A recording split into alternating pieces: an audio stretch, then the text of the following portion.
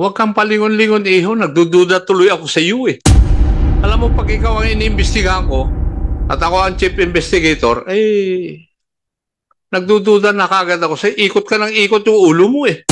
Investigator ako, iho eh. Kaya alam ko, nag-apply din ako ng search warrant. Huwag mo akong bulahin. Sabi mo, hindi mo alam yung last name eh. Yung first name, sige. Huwag mo akong paikutin, iho. With the request of my two boss, in Tagalog, sir, sabi nila, Chief Clerk, sumama ka para makita mo na proper kami mag-operate. So, sige, since matanong na... ako, proper ba yung pag-operate ninyo? Hindi, sir. Malabo pa sa baon ng pusit. Thank you. If my story is right, dito sa kwan nakita nung driver na nag-withdraw ng pera eh. Driver bodyguard. So alam niya na maraming pera yung kanyang boss. At yun na itinip sa inyo. Gumawa kayo ng paraan na paano nyo marireid yung lugar. Illegal possession of firearm lang ang po pwede. Huwag nyo nang sabihin sa akin yan dahil galing ako sa CIS. Alam ko na yung mga istoryang ganyan. May I know who is the officer who applied for search warrant?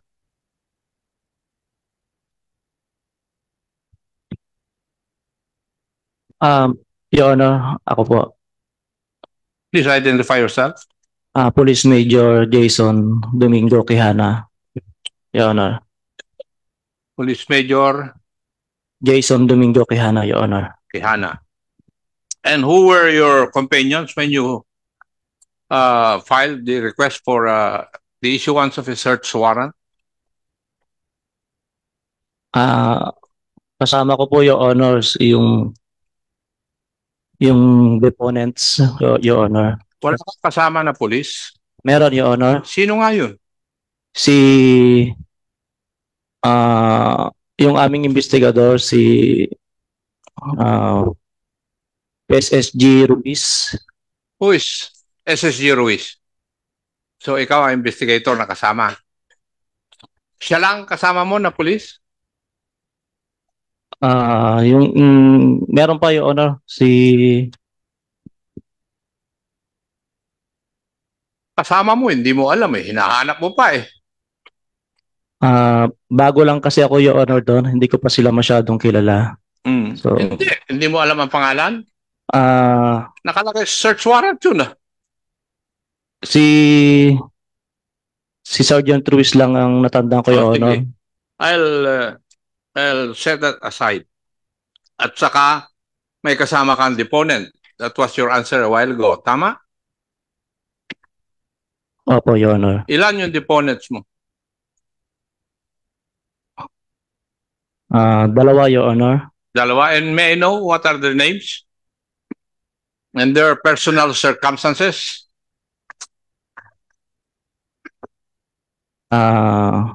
Your Honor, si Michael Novicio and Rainiel Macadat.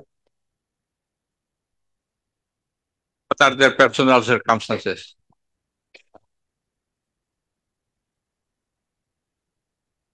Okay, kasi doon pa lang sa actuation mo, iho, mayayari na kita eh. Oh, isipin mo ikaw ang officer na mag-a-apply ng search warrant, hindi mo alam lahat ng detalye? Your Honor, 5 months na kasi nakalipas. Sino deponent mo?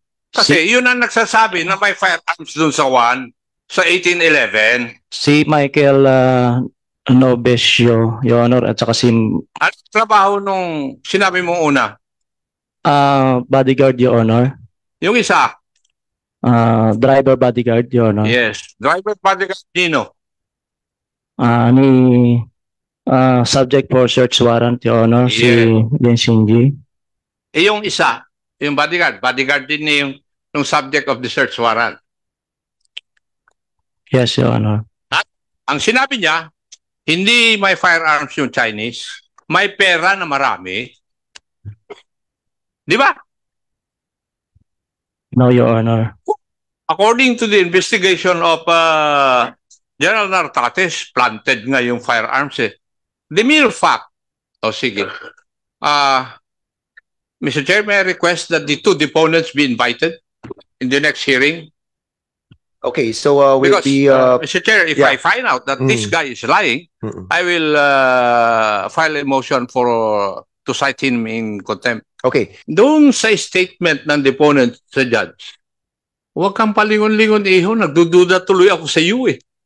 Alam mo, pag ikaw ang iniimbestigahan ko, at ako ang chief investigator, nagdududa na kagad ako sa ikot ka ng ikot yung ulo mo eh. Di ba?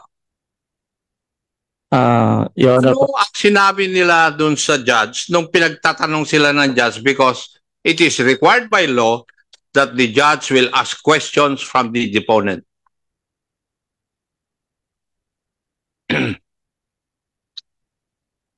Ano?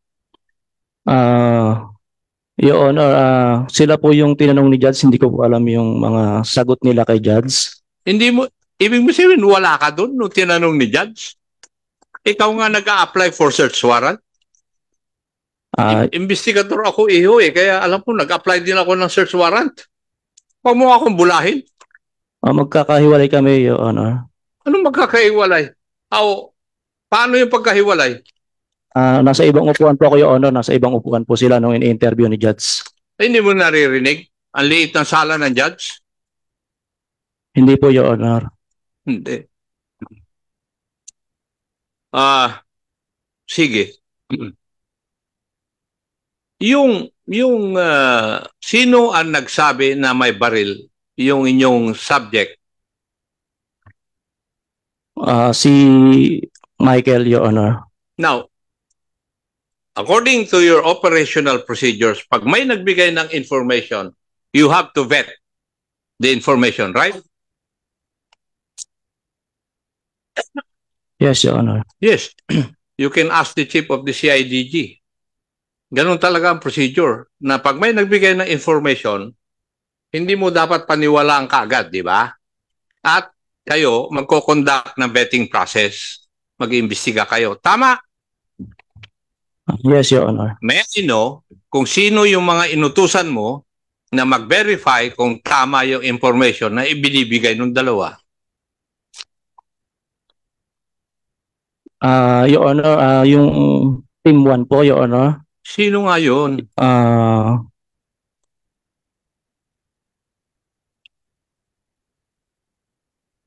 Sino member ng Team 1 mag-volunteer na nag-verify ng information na yun? Meron ba sa inyo? Hindi niya may turo eh.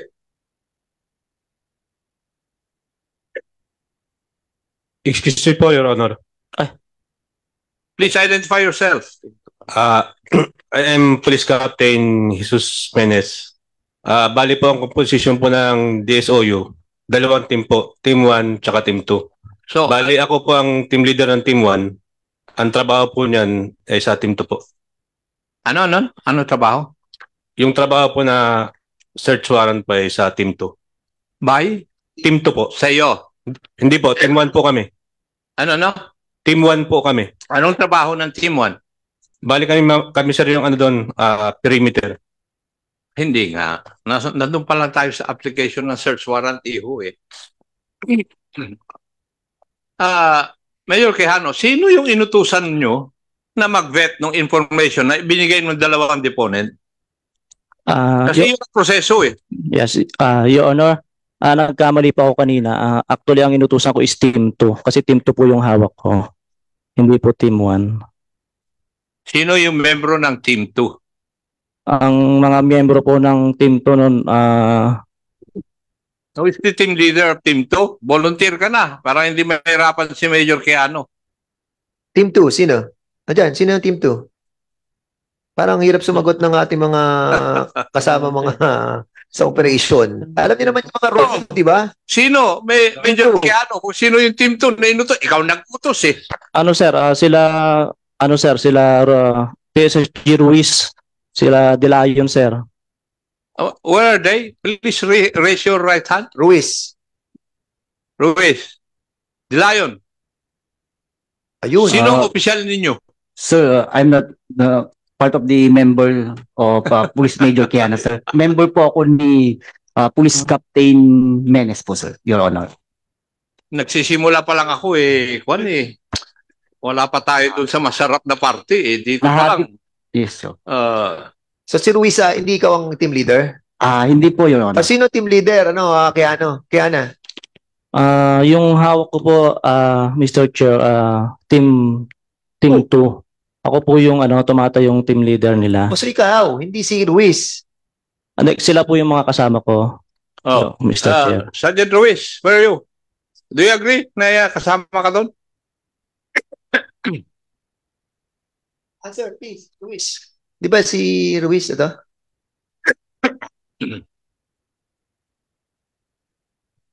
Your Honor, magandang hapon po. Yes, nung time po kasi, yes po, in-observe po kami ni Police Major Quijano. Yes, hindi po, Your Honor. Umpisahan natin Siyempre, pag nag-apply ka ng search warrant, may witness ka, di ba? Yes po, Your Honor. According to your boss, may dalawang deponent, yung driver at saka bodyguard ng subject ng search warrant. Yes Yung po. in-check. Yes po, Your Honor. Yes. Pero pag nagbigay ng information, kailangan i-verify ninyo. At sinabi ni Major Quijano na Team 2 ang pinag-verify ng information na yon. Kasama ka sa Team 2. Tama? Your Honor, ako po yung pinag-drop ng search warrant. So, hindi po ako napunta sa area. So, hindi nyo verify kung tama yung informasyon na ibinigay. That time po kasi, Your Honor, tinawagan lang po ako papunta sa office. Major Quijano. Quijana. Wala naman palang, wala ka palang inutos na i-vet yung informasyon na binigay ng dalawa. Your Honor, may mga inutusan po ako sa Team 2 actually. Meron nga kaming Sino report. nga? Kanina ko pa tinatanong. Sino? Hindi ko na matandaan, Your Honor, yung mga nila, last name nila. Kung sino yung inutusan ko ng First name. picture doon sa building. Yung first name. First name, Major Quijana. Sabi mo, hindi mo alam yung last name Yung first name, sige. Huwag mo ako paikutin, iho. Andito lahat ang mga members ng operation. Oo. So, pwede ba tumayo lahat ng mga members ng operations? Tayo lahat. Para makita ni Major Quijana sino inutusan niya.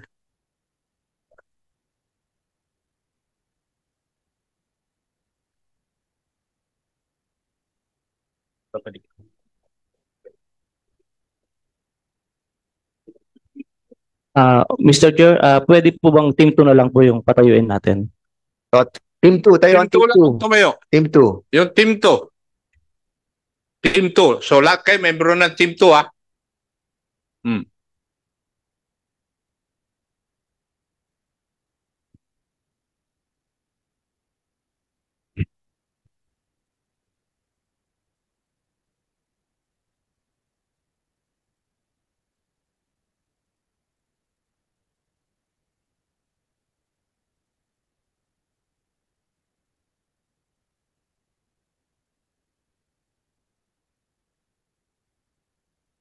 Your Honor, dito sa Team 2 na mga nakatayo,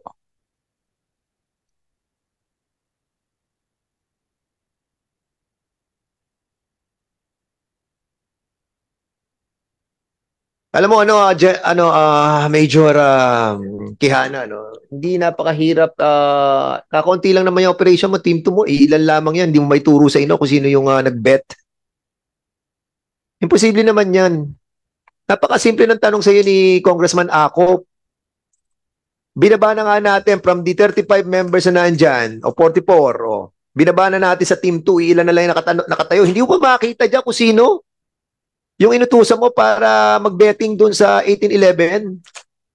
Sino dyan? Mr. Chair, hindi ko talaga matandaan kung sino yung inutusan ko sa kanila. Siguro baka ikaw mismo nag-bet. Nakasama ni Michael Leboscia. Ganon ba yon? No, Your Honor. Congressman Acop? Lahat kayo na membro ng Team 2, may utos ba sa inyo si Major Quijana na i-vet ninyo yung impormasyon o hindi nyo man lang alam yung impormasyon?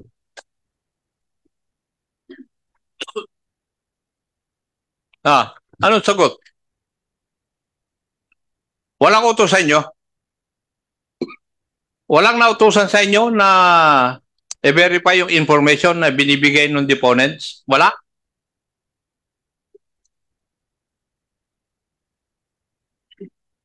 Sige, you cannot, okay lang naman, huwag naman na gamitin ng mic. Yes or no lang? Mga iba, wala. Susunod, next. Next. Next. Next. Next. Oh. Major.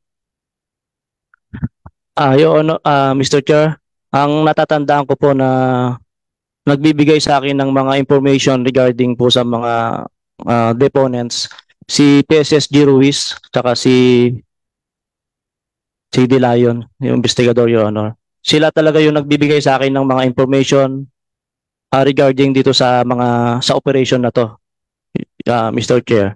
Malayo yung tanong ko, Iho, is very specific. Nakasama sa Police Operational Procedure na pag may natanggap ka na impormasyon, ang dapat na susunod na gawin mo is ipa-verify mo kung probably true yung impormasyon. Ngayon, tinanong ko, ginawa mo ba yan? Sabi mo, oo. Sino ngayon, ang tanong ko, sino ngayon ang inutusan mo na mag-verify ng information na yon? Sabi mo, Team 2. Lahat ng Team 2 nakatayo na. Wala naman nagsasabi na may utos ka Iho. Yun ang sitwasyon mo ngayon. Your Honor, yun yung nila, yun po yung naging version nila, pero si PSSG Ruiz at saka si Master De Leon po yung mga nagbibigay sa akin ng mga information. Sige, si Sergeant Ruiz at saka De Leon. Do you agree with the statement of your former boss? No, Your Honor. Ruiz? No. Ruiz? No. Nak ng tinapay. Patay kang bata ka. Ngayon, nakikita na natin na tama yung investigation report ng NCRPO.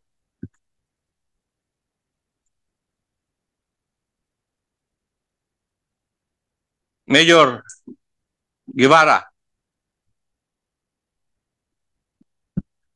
Yes, Mr. Chair. You're the boss of the Please put DSOU. off the mic of Major Quijana. Yes, Major, Your Honor. ano pala? Tama Yes. ba yun, Iyo? Yes, Mr. Chair. Yes. And alam mo dapat lahat ng nangyayari. Yes, Mr. Chair. Yes. After the operation, did you leave the country? Yes, Mr. Chair. Where did you go? I went to Thailand, Mr. Chair. You went to Thailand for how many days? For only 2 days, Mr. Chair. Did you get permission No, none, Mr. Chair. from the Chief PNP? Hindi na sa NAPOLCOM ngayon na nagbibigay ng ng authority to travel abroad. Is that still the policy? It's NAPOLCOM or it's now the Chief PNP? NAPOLCOM? So you did not ask permission or to travel abroad? Yes, Mr. Chair. Yes. Maaari ko bang malaman bakit ka nagbakasyon? Dahil naiipit ka o na-pressure ka o ano? I was being pressured, Your Honor. It was just my decision to because I was then in the situation wherein I cannot do something which is I declined to do, to sign a document in which that's the only way that I can avoid to sign a certain document, Mr. Chair. Ano yung dokumentong sinasabi mo? It was an it was apparently statement regarding my statement regarding with the investigation, Mr. Chair. Was that yung statement na yun officially asked from you? It was based on it was just given to me by the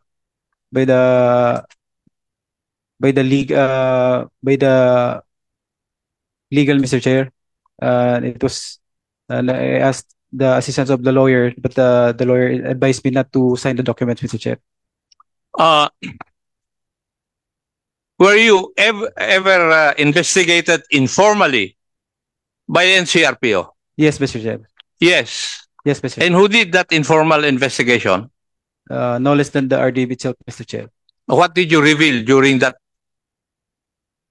informal investigation? The operation itself, Mr. Chair, the water really transferred, Mr. Chair. The operation was? It's all about the operation which was conducted by us, Mr. Chair. It's all about the operation. Yes, Mr. So, Chair. bakit ayaw mong pirmahan yung dokumento kung it's all about the operation? Bakit? May mali ba dun sa pinapipirma sa'yo? I just follow the advice of my lawyer, Mr. Chair. Yes, kasi yung pinapipirma sa'yo, it might incriminate you. That's why your lawyer advised you not to sign it. Yes, Tama? Yes, Mr. Chair.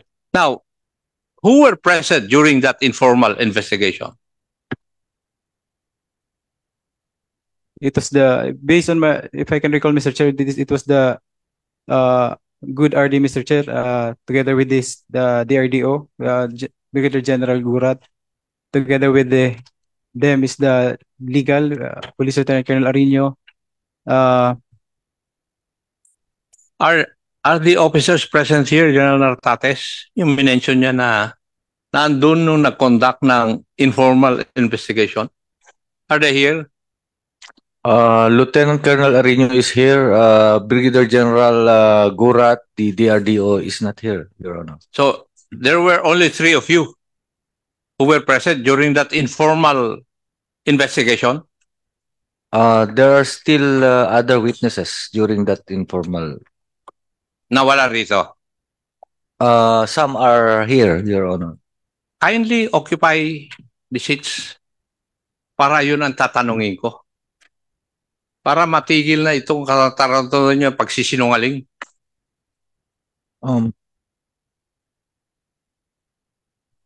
Yung mga nandun nung tinanong nyo si Major Guevara,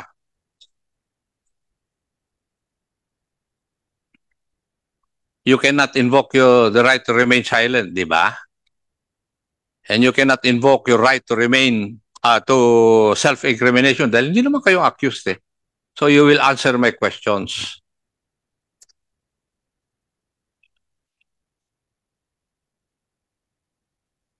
General Nartates, what were the questions that you asked Major Quijana? First, before asking, I reminded him that he should speak of the truth. Katulad nung sinabi ko kanina, a police officer should be trustworthy. And we are trying to find out what happened really in that operation. And he said yes. And so with that, I asked only one question. Kindly narrate what happened. And so it is covered by actually video when I was asking.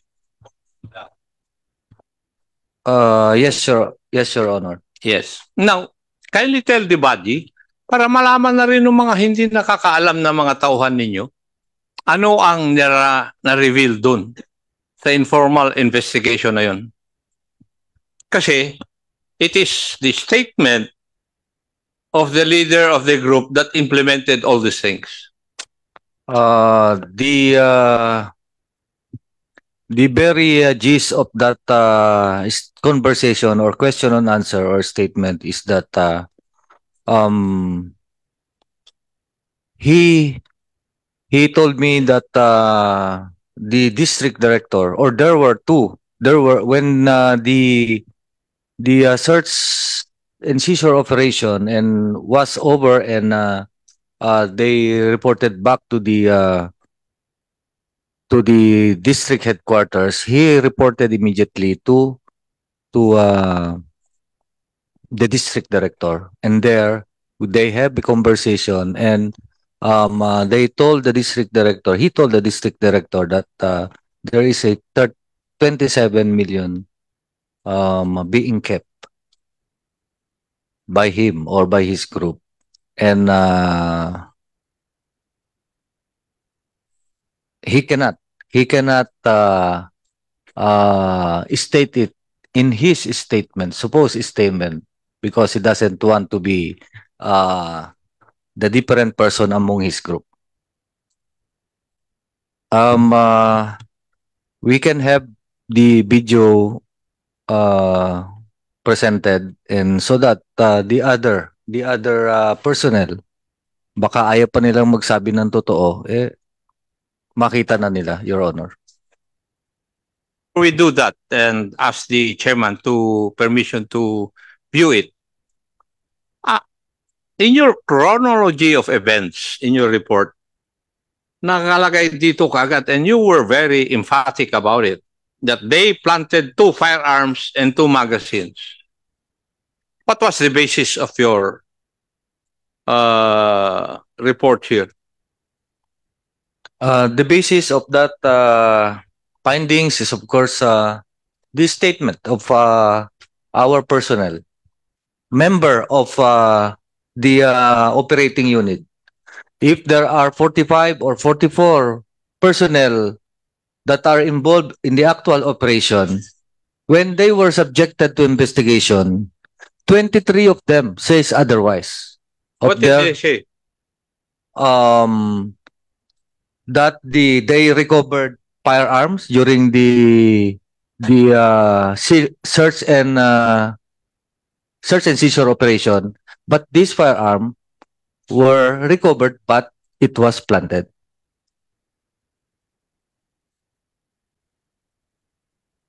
Ikaw nakadiscover ng 27 million. Opo, Your Honor. 27 million. Saan kwarto mo na-discover? Doon din sa room kung saan yung mga bot na nakalocate. Sa may CR po nung kwarto na yun, Your Honor. So you're trying to tell me na yung unang nag-search na lugar, hindi nila ginawa yung trabaho nila dahil hindi nakita yon? Hindi ko po masasabing ganun, Your Honor. Hindi nga, yun ang ibig mong sabihin eh. May nauna na nag-search doon, nakita yung 4.6 million, nakuha yung 2 baril, pero may naiwan na 27 million na ikaw ang nakakita at nagbilang. Tama? May sinabi po nung papaalis na po kasi kami, Your Honor, sinabi po sa akin ni Linsing G na merong pera doon sa may CR. Wherein yung CR po na yun, Your Honor. Sino ang sinabi yan? Ikaw? Opo. Wala man, did the searching officers not know of this? Walang nakakalam sa mga opisyales na merong 27 million na nakatago pa? Nung pagsabi po sa akin nung Chinese, Your Honor, sinabi ko po agad kay Lieutenant Colonel Guevara, and then in-advise niya po, napuntahan ko, i-check ko, then secure na po. Para kung at paalis na, daling ko na rin po sa DSOU po. Sige, so 27 million. Opo. Yun ang inireport mo. Opo. Tama? And then, ano yung pera na ibinaba nyo at dinala sa hotel? Your Honor, yung pera po. Anong pera yun? Yung 4.6 or yung 27? Wala po kami pera dinala po sa hotel, Your Honor. Ha? Eh, dun sa investigation report ng NCRPO, meron eh. Alagay nga dito eh. Ano ng hotel yun? Espasyo. Espasyo? Tagig to, Espasyo, NCRPO, di ba? Espasyo is in Tagig, ano? Actually, Mr.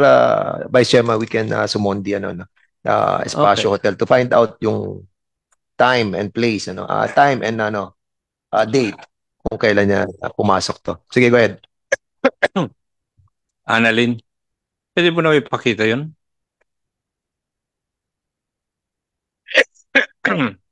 Sinong kasama mo nung in-inventory mo yung pera? Nung time na in-inventory po, ako po, si Sir Quijana, si Staff Sergeant Lester, tapos si Ruiz, tapos yung media po.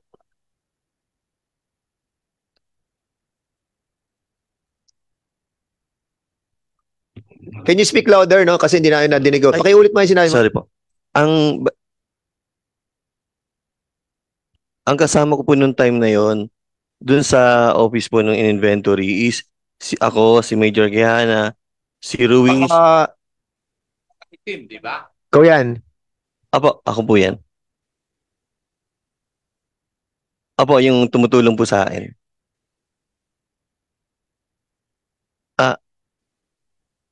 Ano po?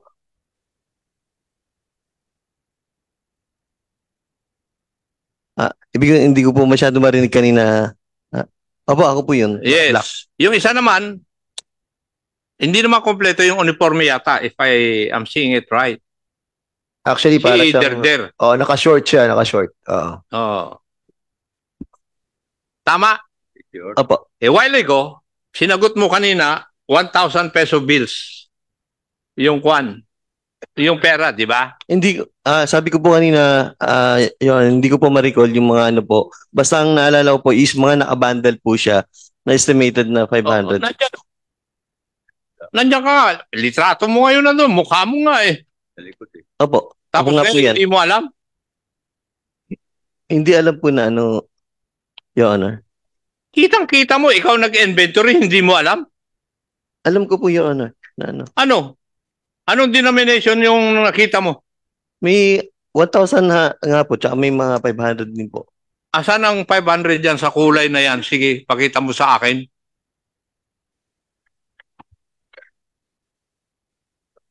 Hindi, yung ano po pala yung, ang tawag doon? Yung pong kwan, nag-base po doon sa packaging tape po, Your Honor. Kulay blue yung nasa packing tape also. Ay, nakikita namin dito, mas malapit. Lahat yan, kulay almost blue lahat. Walang ano dyan, walang kulay 500 dyan. Wala nga po. Oh, yun, wala. Oh. Wala po. And I believe, dyan sa amount na yan, hindi lang 27 million. Ayan lang po yung nabilang ko po nung binuksan po. Paki-zoom out ulit. Paki-zoom out ulit yung pera. Para makita natin kung halos ilang bundles yan. Ilang patong yan? 3 patong ba yan? 2? 3 po. 3 patong? Opo. Oh. 1, 2, 3. Oh. Hindi yan 27 million. Kung tatanungin nyo dyan, more than 50 yan. Baka 60 million pa yan. Isa-isayin natin. 1, 2, 3, 4, 5, 6, 7, 8, 9, 10, 11, 12, 13, 14, 15, 16, 17, 18, 19, 20, 21, 22, 23, 24, 25, 26, 27, 28, 29, 30, 31, 32, 33, 34. Or times mo 2. Basta yan naman po na witness naman po nung ano yan, na binilang ko po mismo sa harapan po nung media po yan, na nag-base na lang po ako dun sa per bundle po niyan. Doon yun lang po ang pinaka nagawa ko na lang po, and then saka ko pinackaging tape para mas madali na po namin ma-inventory. NCRPO, meron din ba kayong na-recover na withdrawal slip sa Okada Hotel ng subject matter of the search? None, Your Honor. Meron ako. May nag-provide sa akin yung withdrawal nung kung ano yun. And it would amount to 64 plus million.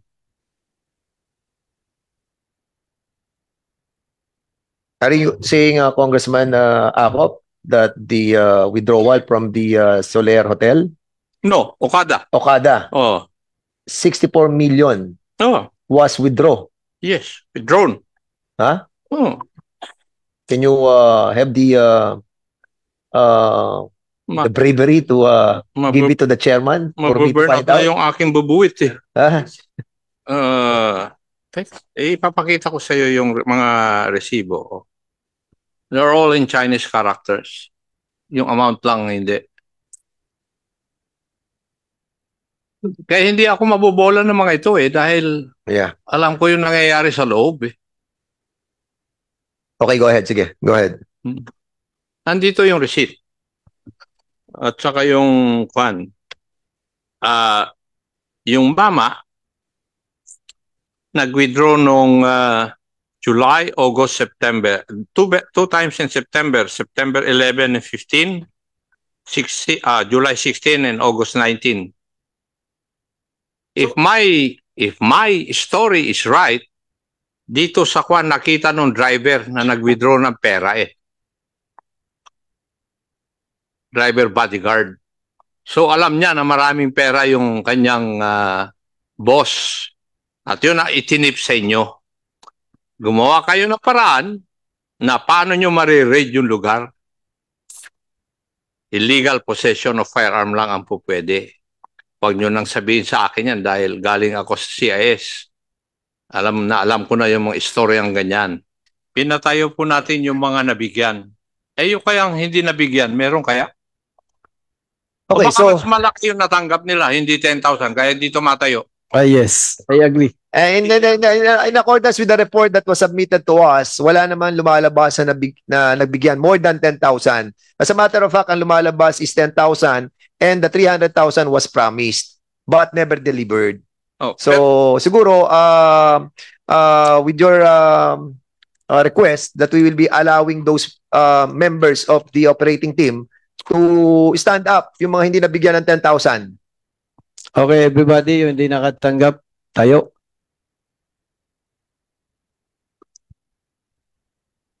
Yung mga opisyal, maupo na kasi alam ko naman na kung meron kayo, iba yung inyo eh. Okay, maraming salamat po, no? Hindi. Sige. No. Sige, go. Tayo pa uli. Sige, Congressman Akop. Ano kaya? Bakit hindi kayo nakatanggap? I have no idea, Your Honor. And what was your participation sa operation? Your Honor, I was the former chief clerk of the DSOU. During that operation, sir, I was not even supposed to be there, but with the request of my two boss in Tagalog, sir, sabi nila, chief clerk, sumama ka para makita mo na proper kami mag-operate. So, sige, since matanong na ako, proper ba yung pag-operate ninyo? hindi, sir, malabo pa sa baw ng pusit. Thank you.